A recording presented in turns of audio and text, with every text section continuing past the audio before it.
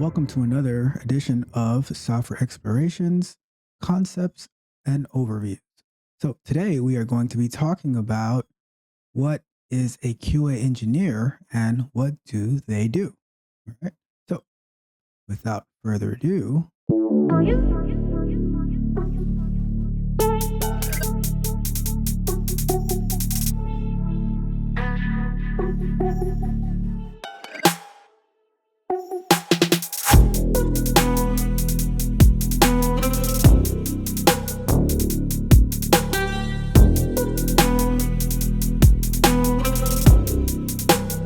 let's get going with the QA engineer overview. What is a QA engineer? So, a QA engineer is someone who is in quality assurance.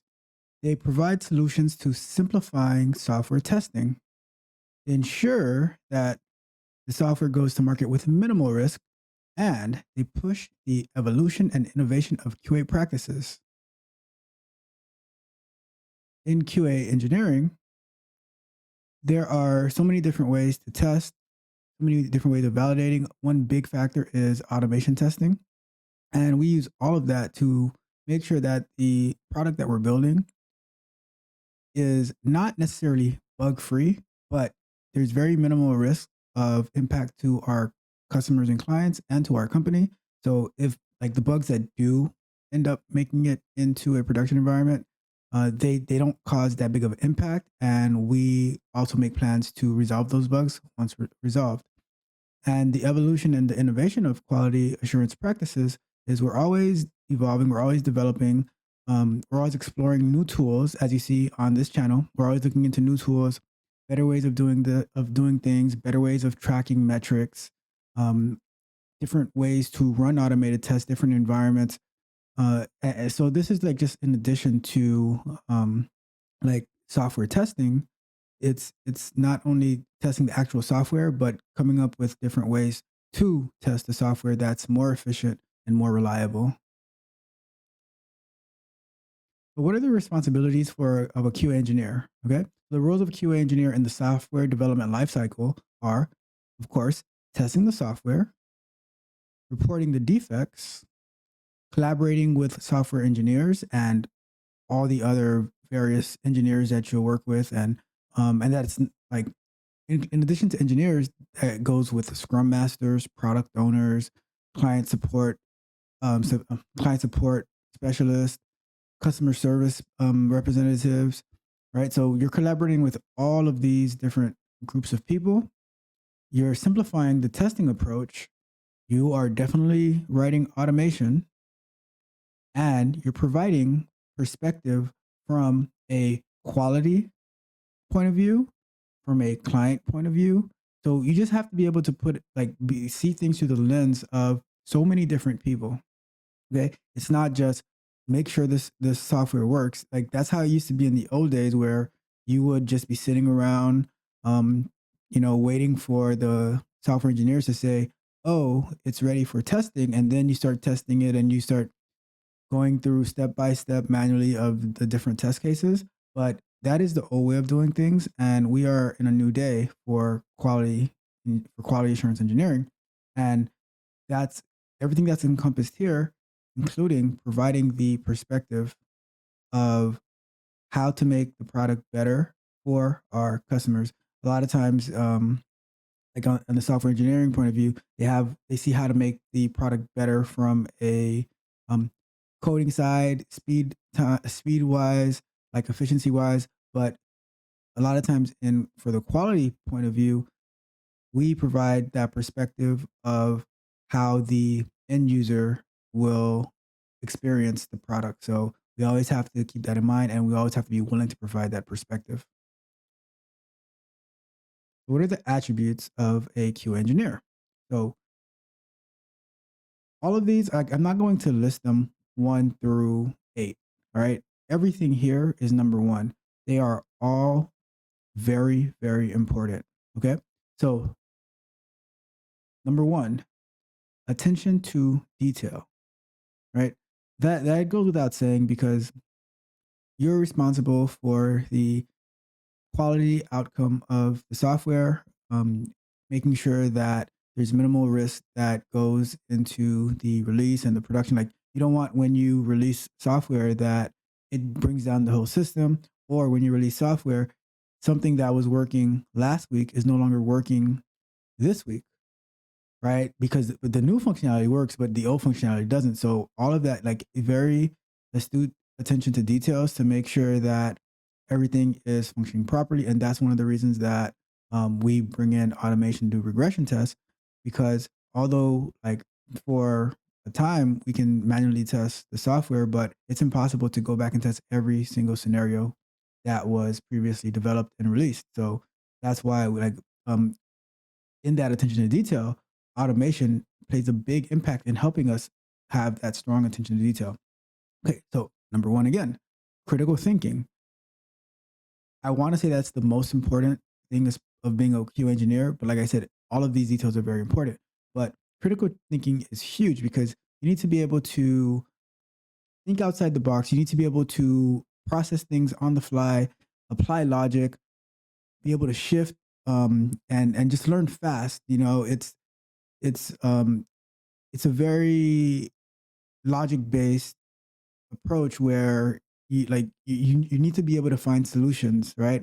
It's not just, oh, they said it can't be done, so I'm gonna, throw my hands up and let it go. No, there like you need to be like, one of my models is, it's not that I don't know, I just don't know yet, and I'm going to find out, right? So always thinking about what's the way to forge the path forward. Okay. So number one again, being a problem solver.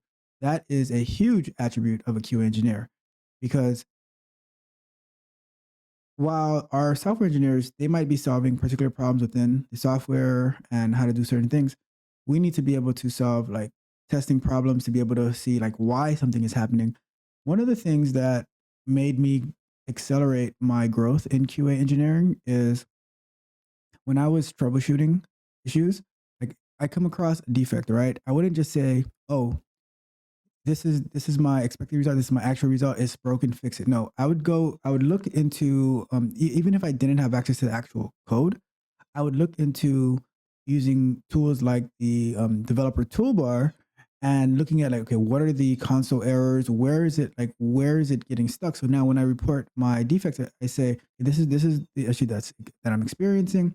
When I look into the console, this is the, for instance, the JavaScript error that's popping up in the console. So one, that's helping me learn more, and two, that's putting the developers, giving them some type of insight that of what I was saying, and hopefully that can help them resolve the issue faster. Okay, and then number one again, you have to be a fast learner. Okay, because especially in QA, like, let's say you have, it's usually like a 3 to 4 to 1 ratio of devs to QA, and you're getting a lot of things that need to be tested, and they're all coming at the same time. So you need to be able to pick up quick on different concepts and being able to explain what issues that are happening. And the way that I was able to do that is to be have a good understanding of what the developers are working on, understanding their lingo, and that way I can reiterate that back to them so they can tell me if I'm understanding correctly or not. Once that happens, then I've learned for the most part what's going on, and I can have conversations with pretty much anyone. And that's why it's so important. Now, the next one, number one again, you have to be an expert communicator, because a lot of times in the tech industry, software development side especially, we are not the best communicators and we do not get our points across properly. So it's so important in QA because you're always interacting with people.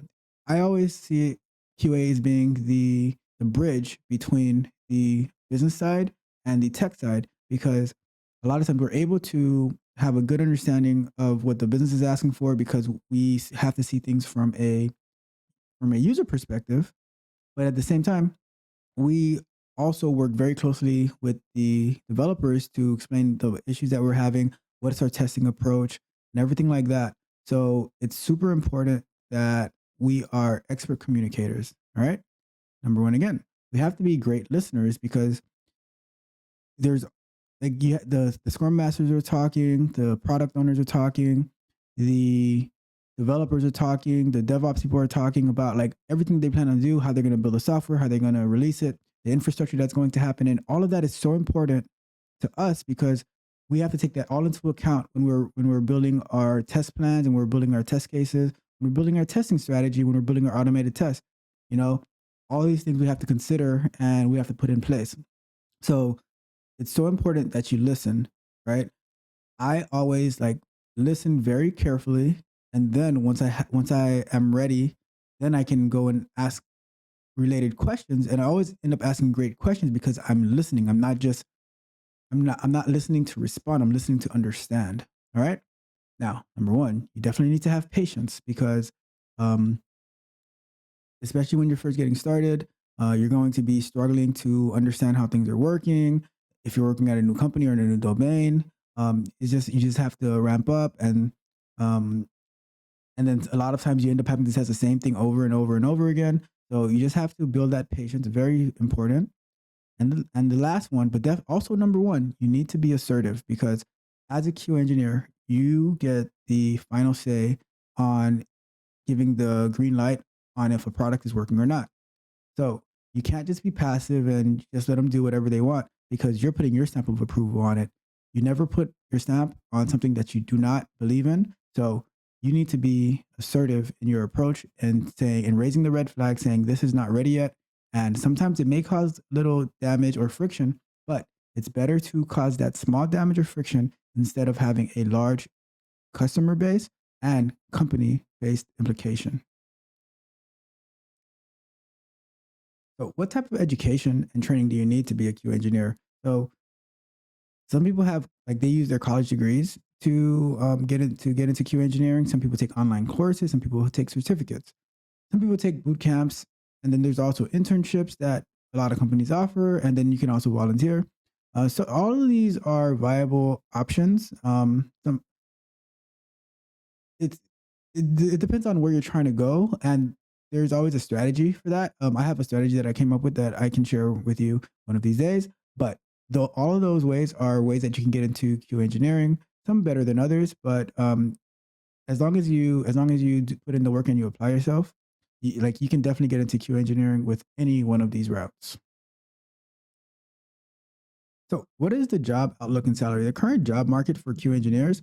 So, for Q engineers, I always see job postings for it. Not as much for like the manual testing side of things, but Q engineers, they like for software developers and tests, automation engineers, so many things. There's always a lot of jobs. The salary range for entry level, it depends on where you're located, of course, and the domain that you're working in for Q engineering. But lately I've seen it as low as 60,000 for like entry level, and for experienced engineers, I've seen it go like over 200K depending on your level of experience and the role that you're playing, whether it's like a senior Q engineer or a manager or a lead or something like that. So it's a very wide range and it's a very promising career, especially if you are like heavy into the automation and you're very well versed in the coding. So very good. So I would definitely encourage you to consider a career in QA engineering because even if you want to go into other areas of tech, quality engineering is a great entry into that. So, success as a Q engineer. So, I would say to be successful, you want to level up your skills so you can stand out on the market, right? There's like if you look at the jobs postings, there's always tons of people applying, but you need to separate yourself from the rest, and that would be the way that that you create your resume that shows all of your accomplishments in your previous roles, and then you have to explore with new softwares and technologies because if you like the more that you touch in the softwares and technologies, the better opportunity you get, and the people who are hiring they say, okay, this person is very like they're innovative and they're interested in learning new things, so they seem like a good fit. And then you need to network with other Q engineers and IT professionals not only do you need to know what QA engineers do, but you need to know what other IT professionals, such as the software engineers, the scrum masters, the product owners, the project managers, everyone that you'll be working with, you need to have a good understanding of what they do. And lastly, which is something that I rarely see, but you need to build a portfolio for QA where you can showcase your different test cases, your different defects, your different automation, and then that will definitely help you to impress prospective employers.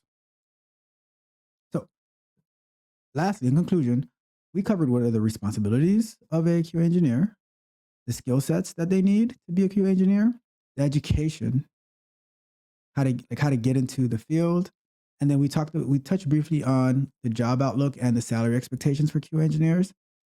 And then, very important, we talked about what does it take to be successful as a QA engineer. So, my last question for you is: do you think that being a QA engineer, is for you?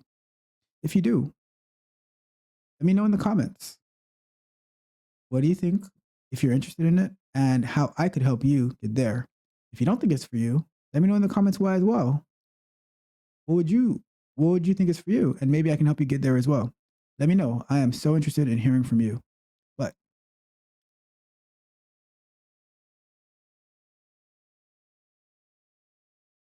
so that was our overview. So that was our overview on what a QA engineer is and what a QA engineer does. If you found it interesting, please like the video, share it with somebody who would be interested in learning about QA engineering or who is already a QA engineer.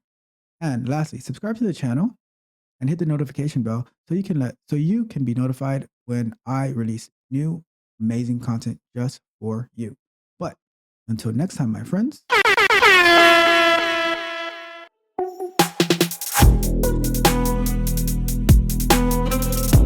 If you enjoyed the fascinating information shared in this video and you want more, be sure to hit the subscribe button to Tech Coach Ralph to be notified for new videos.